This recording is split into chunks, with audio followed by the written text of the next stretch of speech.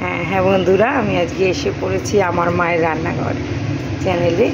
আপনারা দেখতে থাকুন। আমি আজকে এখন বাজারে প্রচুর পরিমাণে গিমার শাক পাওয়া যাচ্ছে এবং এই গিমার শাক খাওয়া ভীষণ উপকার। এই যে এগুলোকে গিমার শাক বলে, দেখুন এই শাক খাওয়া এই সময় খুব উপকার। তাই আমি আজকে গিমার শাকের চচ্চড়ি রান্না করব। দেখতে থাকুন। আচ্ছা, প্রথমে তেলটাকে আমি গরম করেছি, এবার কড়াইতে আমি 5 ফোড়ন দেব। হ্যাঁ দেখুন, তেলটা আমার গরম হয়ে এসছে। এবার আমি 5 ফোড়ন দিয়ে দিলাম কড়াইতে। কটা কাঁচা লঙ্কা দিয়ে দিলাম। এবার দেখুন আলুগুলো দিয়ে দেবো, যে কেটে রাখা আলু দিয়ে দিলাম। মাপ মতো নুন দিয়ে দেবো, 2 চামচ নুন দিয়ে দিলাম।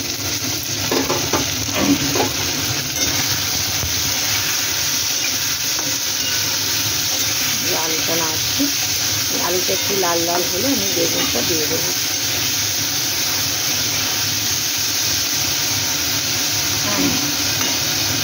একটু ঢাকা দিয়ে রাখবো আমি। দেখুন ঢাকা দিয়ে রেখেছি। এবার আলুগুলো ভাজা ভাজা হয়েছে। এবার আমি হলুদ দেবো। এবার হলুদ দেবো মাপ মতো। এই হলুদটা আমি দিয়ে দিলাম। এবার আমি বেগুন দেবো। এই ডুমো ডুমো করে কেটে রাখা বেগুনগুলো দিয়ে দিলাম।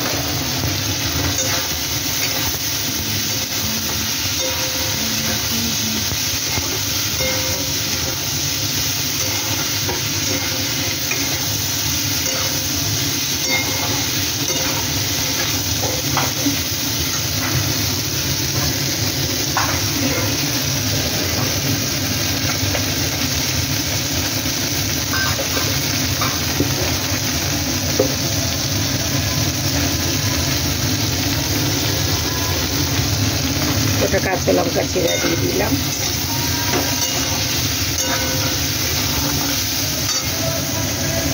এবার আমি একটু জিরের গুঁড়ো দিয়ে দিচ্ছি।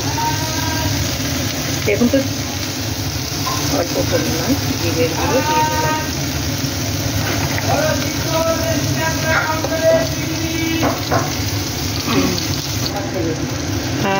এই দেখুন, এবার আমি পাতাগুলো দিয়ে দিচ্ছি সব। পাতাগুলো গিমের শাকগুলো এবার দিয়ে দিলাম। এবার আমি ঢাকা দেবো। শাকে জল লাগবে না, এই গিমের শাক থেকে যে জলটা উঠবে ওটাতেই হয়ে যাবে। এবার একটু কম আঁচ করে আমি ঢাকা দিয়ে দেবো।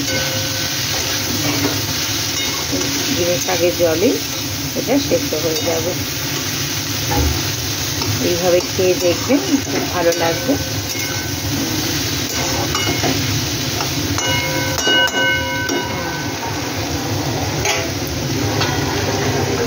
ঢাকা দিয়ে রাখছি, 2টো রাখবেন। হ্যাঁ দেখুন, এবার হয়ে গেছে আমার শাক রান্না। একটু মিষ্টি দেবো, শাকে একটু মিষ্টি না দিলে ভালো লাগে। সামান্য মিষ্টি। দেখুন আমার মিষ্টি ডিমের শাক রান্না কমপ্লিট। ঢেকে ঢেকে রান্না করবেন, কোনো রকম জল দেবেন না, তাহলে টেস্টটা ভালো হবে। ডিমের শাক আমার হয়ে গেছে। বাজারে এই সময় কিনতে পাওয়া যায় ডিমের শাক, কিনে খেয়ে দেখবেন, ভালো লাগবে বন্ধুরা। এবার আমি নামিয়ে ফেলবো। হ্যাঁ দেখুন, আমার ডিমের শাকে রান্নাটা কমপ্লিট হয়ে গেছে। Thank you.